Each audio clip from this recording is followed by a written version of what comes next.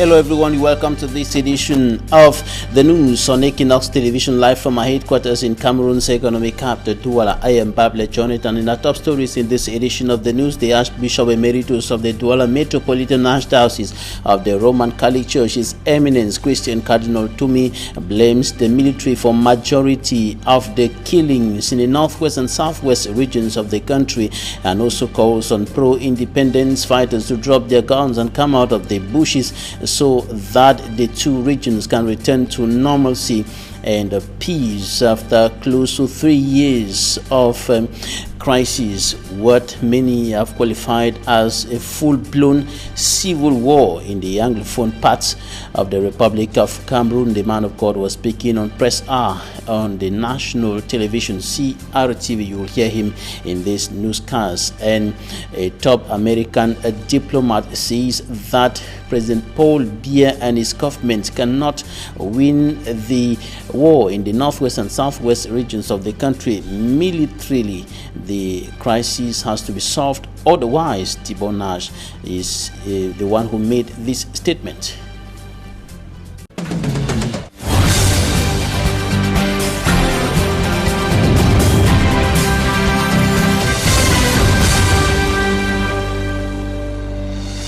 Thanks, ladies and gentlemen, for joining us on this edition of the news. We begin with this accident on National Highway number 3, linking the country's two main cities, the nation's political capital, Yaoundé, and the economic capital, Douala. The accident occurred earlier today, leaving 2 persons dead, notably in the locality of Dibamba, close to the second toll gate, not far away from the locality of Day. And the accident occurred today, leaving 2 persons dead, involving a 70-seater public transport bus of Buka Voyage, which tumbled and killed 2 persons and several other persons in the bus. Several other passengers were wounded in that accident, which occurred today.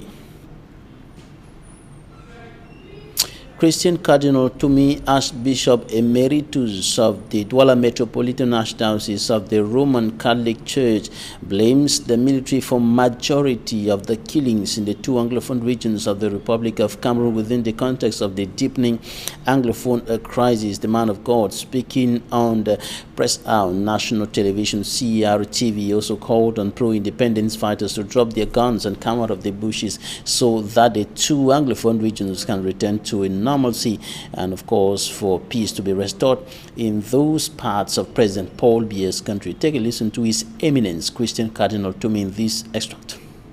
In Kumbo, 400 people have been killed in the diocese of Kumbo.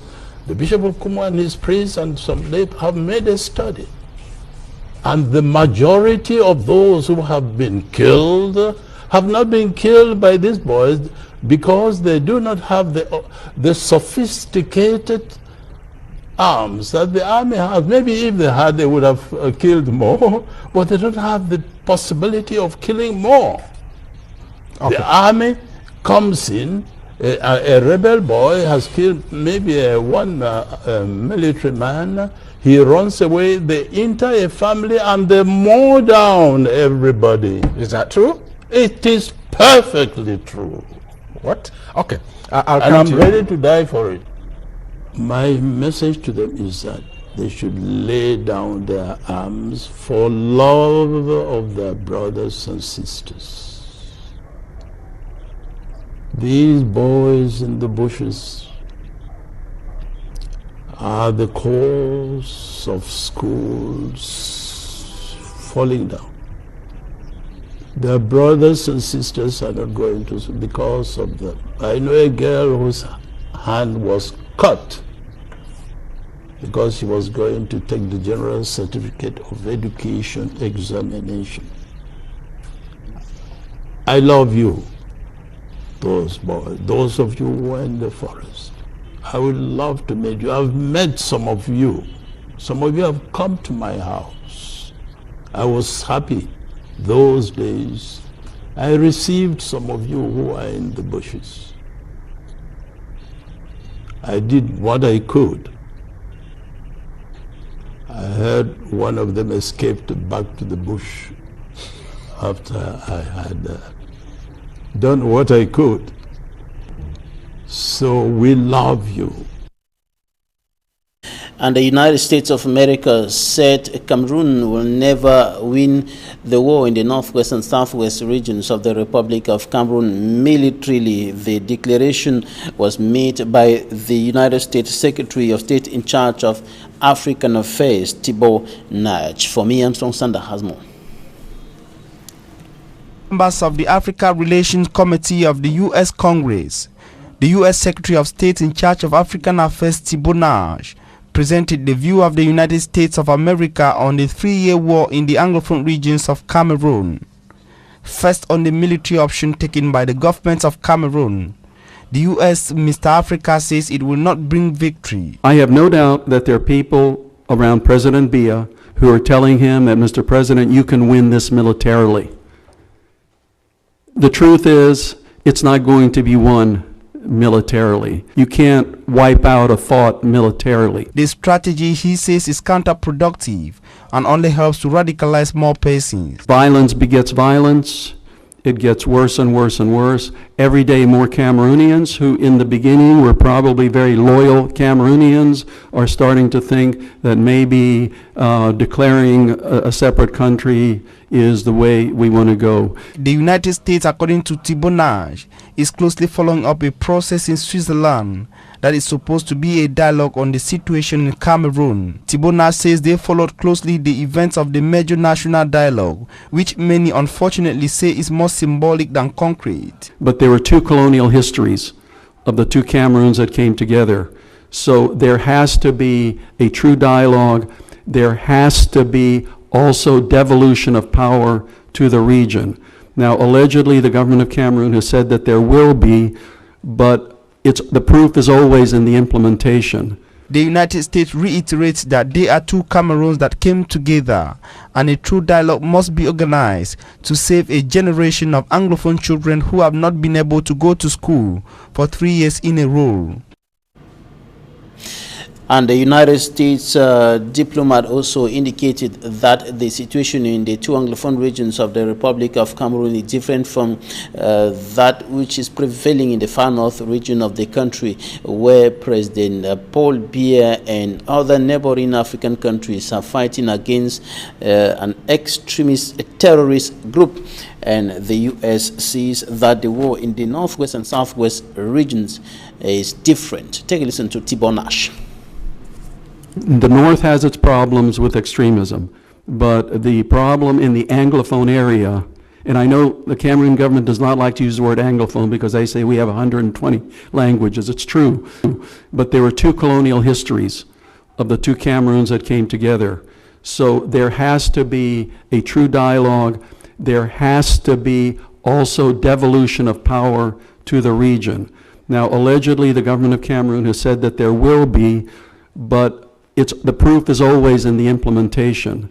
So that has to be put out there as real as is it federalism? Is it a type of decentralization? Something so that the people who are still moderates can gravitate towards that. Because, sir, for the 3rd year in a row now, the Cameroonian children in the southwest and the northwest are not going to school for practical purposes. So are we going to have a whole lost generation of Cameroonians? Phenomenally sharp country, should be easily middle income and forward. So I wish I could give you better news. And Prime Minister Chief Dr. Joseph Dianguti's Peace Crusaders are now moving from one part of the northwest and the southwest regions of the country to the other, canvassing for a return to peace and normalcy, sensitizing the population in the locality of Kumba, chief town of the Meme division in the southwest region of the country. Some inhabitants boycotted the Peace Crusaders meeting at the Kumba City Council, and the team led by Senator Andrew Oting was out to sensitize the people on the way out of the crisis. Manjikan Gebre reports. The chief town of Meme division, Kumba, is one of the areas badly touched by the Anglophone crisis. Reasons while on a normal day, activities go on hitch-free.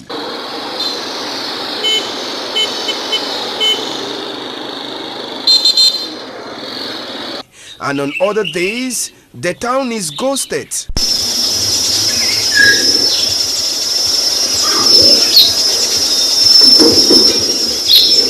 At the premises of the Kumba City Council Hall is the Peace Caravan led by Senator Andrew Mofa, who has come to sensitize the population of Kumba about the recommendations that were taken at the end of major national dialogue that took place last month. In two regions, Northwest and Southwest, because of the cultural background of the people of the Northwest and Southwest region, they want to make them special, but only through a bill that will be passed in the parliament. They will make law, which will make them big special. In the sense that the Northwest they will apply for this side, they will get different from the one where they apply for Francophone zone. But we have to not say this thing. The head of state want to reconstruct our roads, hospitals and schools, but there is no peace. The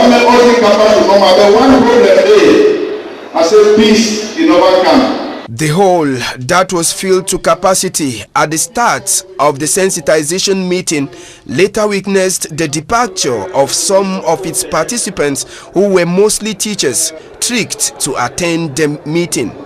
To some inhabitants in Kumba, the Peace Caravan is a waste of time. There are many people who don't listen to radio, television. It's good for them. But people like us who are on the radio every day, doesn't make any sense. Instead, what they have done now, they would have gone to Parliament so that they enact the thing there into law. We want to see something practical. If only they are using money, then they are wasting taxpayers' money. But I know that they just came to sensitize those of us who are in town. This very caravan, if you are not known in the interland, it's risky going there. Very risky. The Peace Caravan was later subdivided into other groups that are expected to move into villages within Meme Division for the same exercise.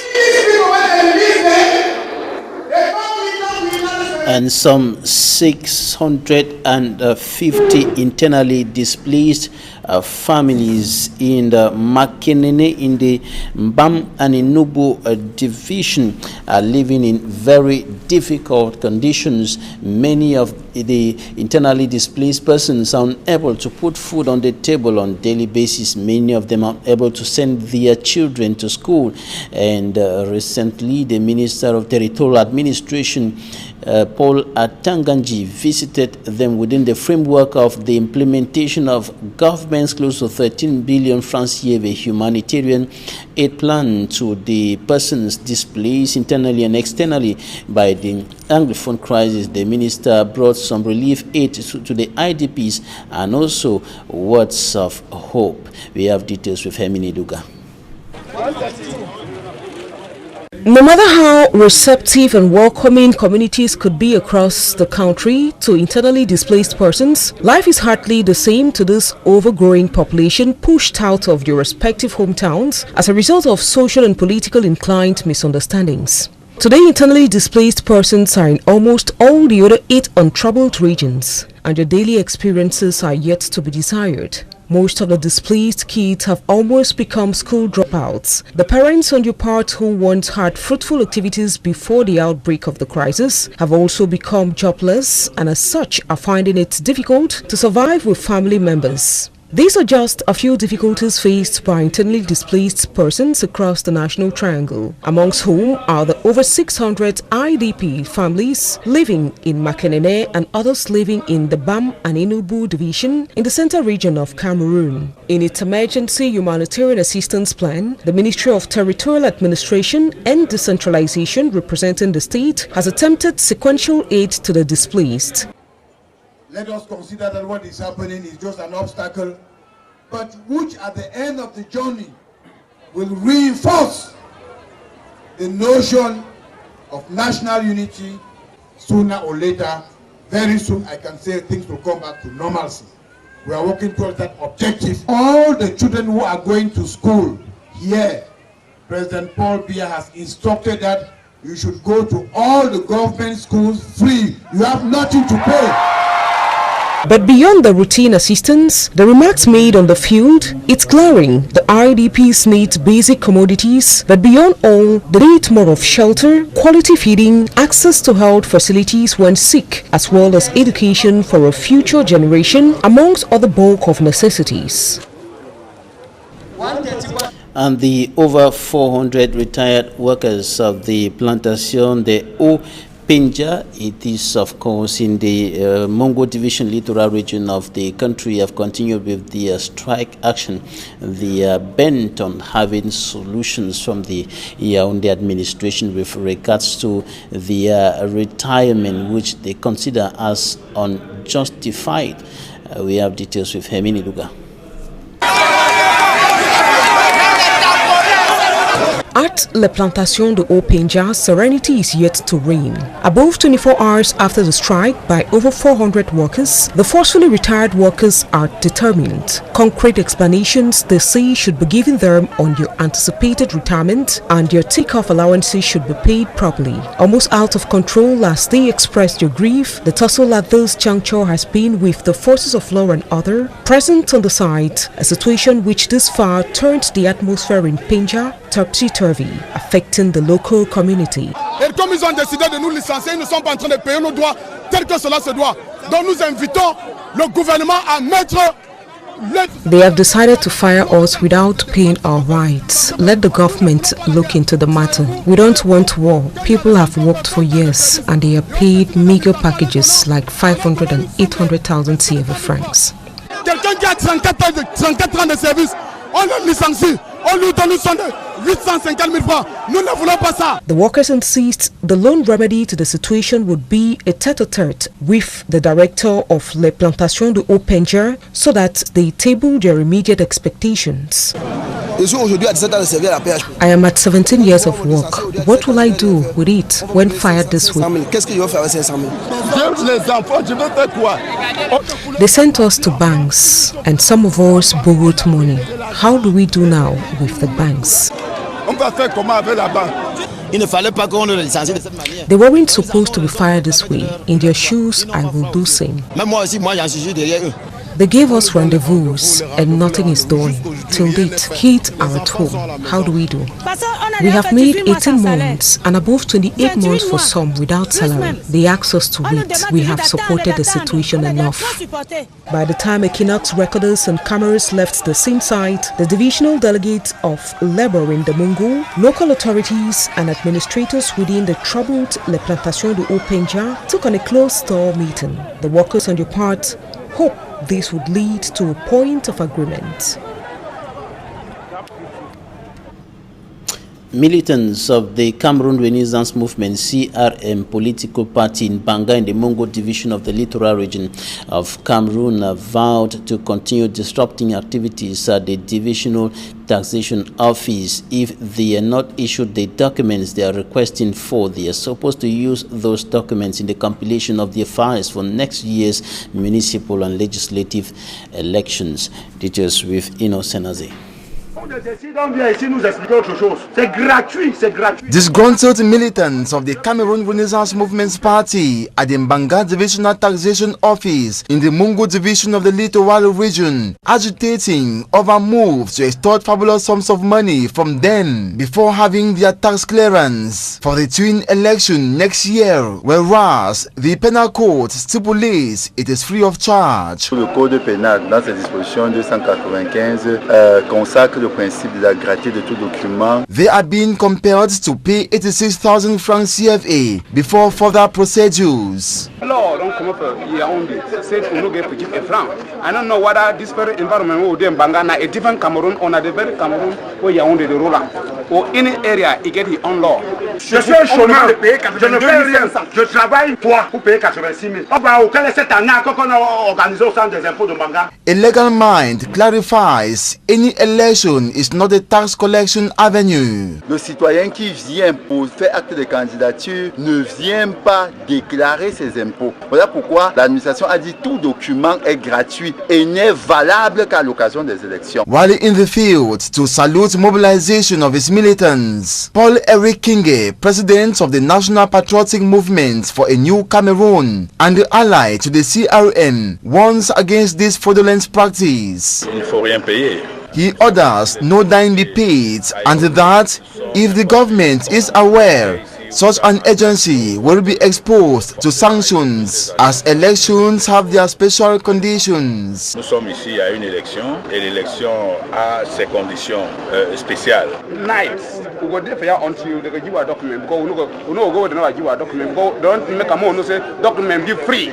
and it's free in Cameroon. The Director General of Taxation in a communique dated November 14, 2019 indicated that acquisition of tax clearance by candidates running for the municipal and legislative elections is free.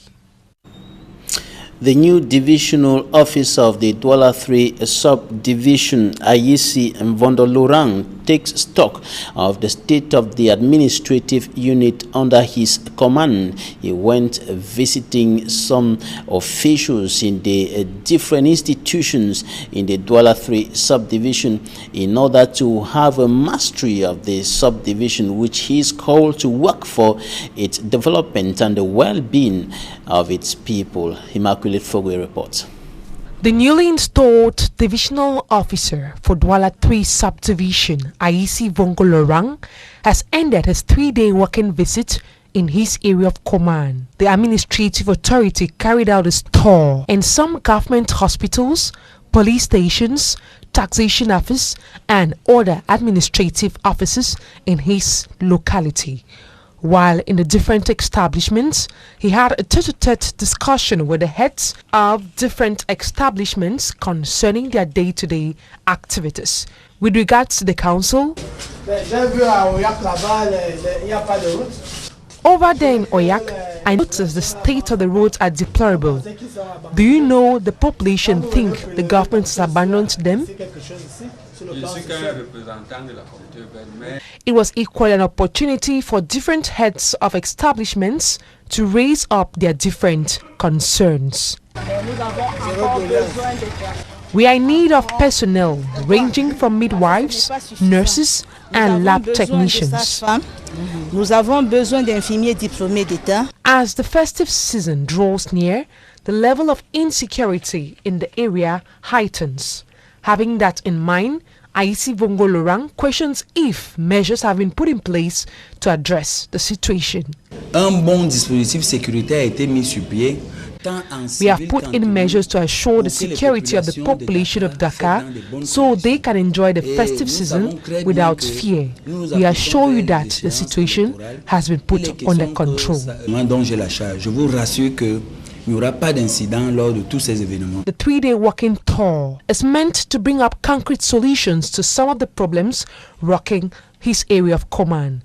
These actions form part of the mission he was asked to accomplish while being installed as divisional officer.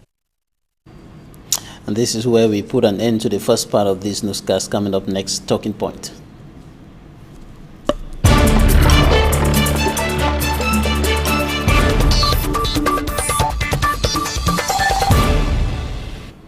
We are receiving a journalist and negotiator, Taja. You're welcome. Thank you very much, Babla Jonathan. You listen to Christian Cardinal Tumi, Archbishop Emeritus of the Douala Metropolitan Archdiocese, blaming the military for a majority of the killings in the two Anglophone regions of the country. You have been in Boya, even though you have moved to Douala now, and you have been looking at the situation on the ground. Boya. You have been observing happenings in the two Anglophone regions of the country. What's your take on what Christian Cardinal Tumi said? Well, I think that I'm very much happy that he's assuming his role in conflict as the third side.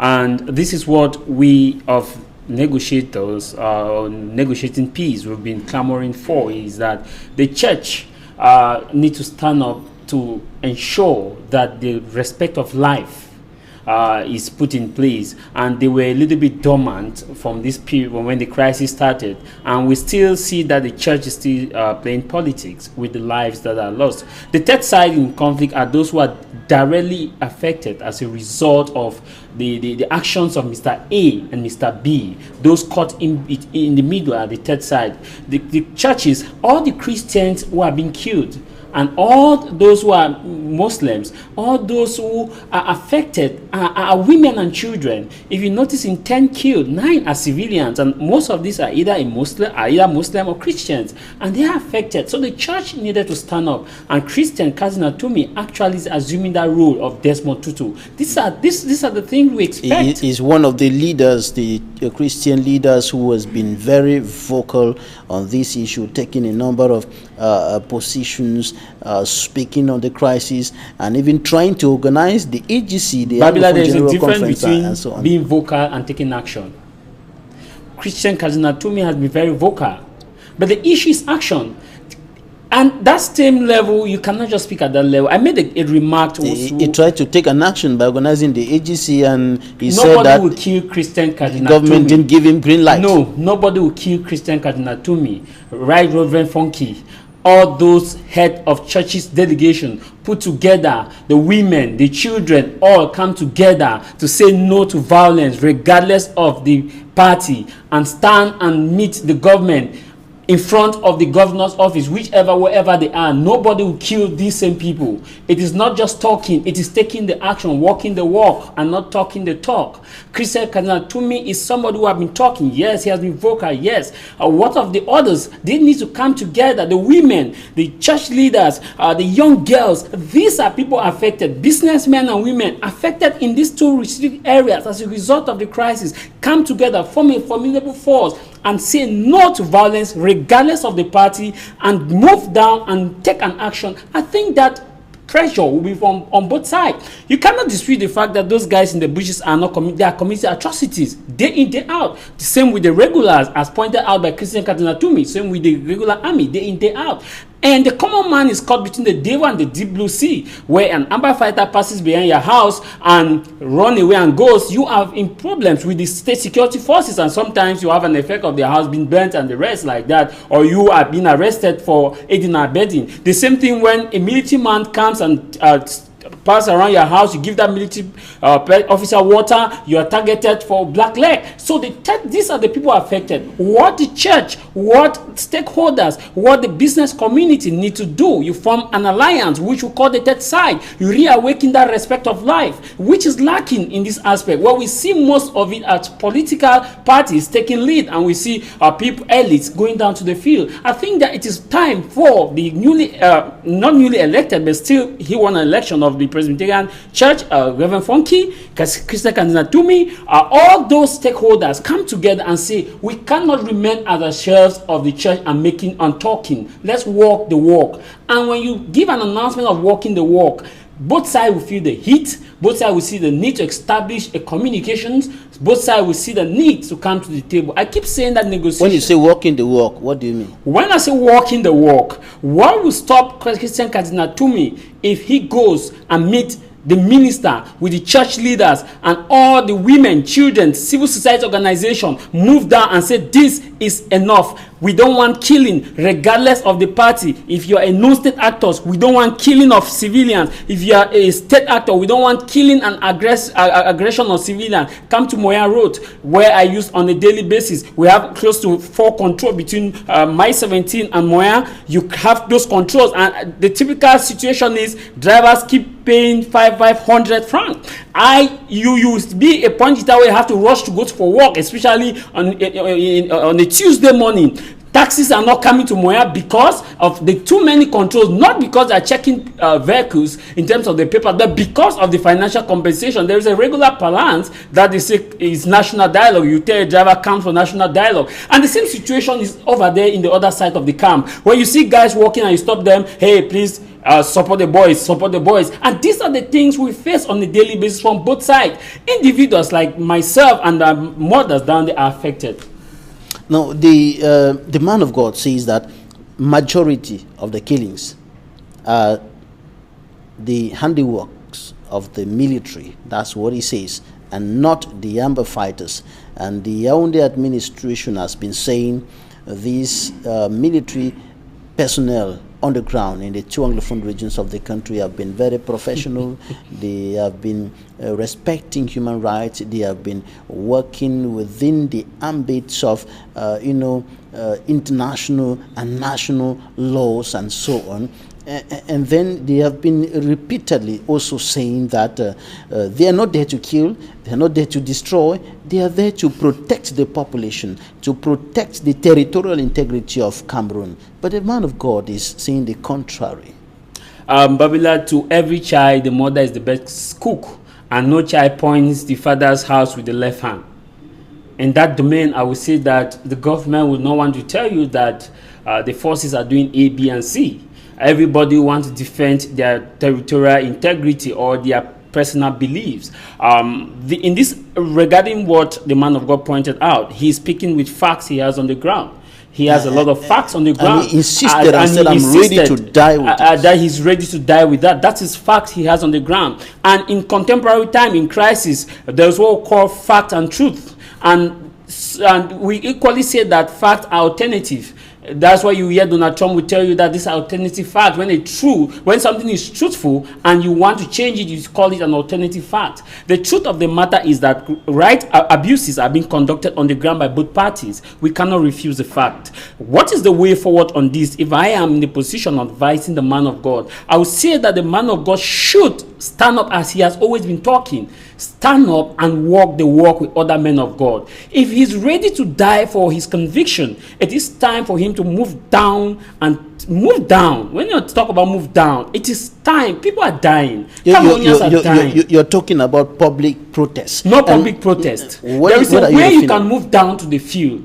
Nothing stops you to come and meet the governor of the Southwest region and men of God. Nothing stops you to organize night vigil in your churches. Nothing stops you to organize a church in your church premises. You organize a serious sensitization. Call your Christian. How many of these churches, let me ask you, Babila, though it's not in my position to ask you a question, how many of these churches so far have been able to call a sit-in church meeting to cry for violence in their churches on each Sunday? What if they say this Sunday against violence in their churches? What if they say this Sunday we are not preaching? All Christians come to your church wherever you are. Let's dedicate this Sunday, Presbyterian, Catholic, Full Gospel, whichever church you are, let's dedicate this and sing a praise against violence. It calls for an awareness. You are not moving to the street, but you are using your premises. You are using what you have as that ability to crusade for peace, not just by collecting offerings, not just by ensuring that people sow seeds, by crusading for peace, so that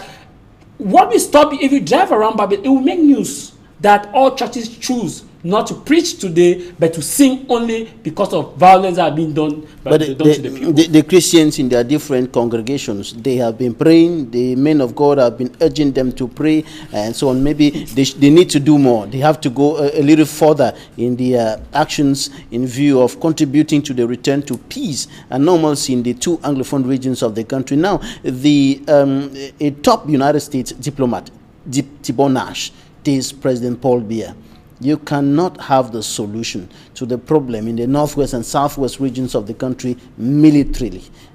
Yeah, I told earlier on this same platform, I told you that, let's be clear, the government cannot win the war with guns. The non-state actors cannot win the war with guns.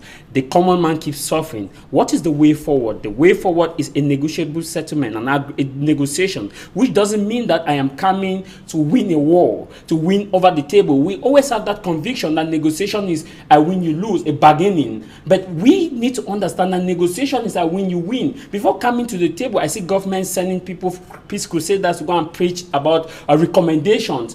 In negotiation, you don't give recommendations without giving the substance on it. Let your action, let your offer speak for itself before you sensitize the people. The Undersecretary of State has actually highlighted this, because if you look at the aspect, the government fears that maybe if we come on the table, we may see like compromising, we may see like weakening, we may see, no. strength in a conflict is the ability for you to meet party A and tell you, I want us to discuss.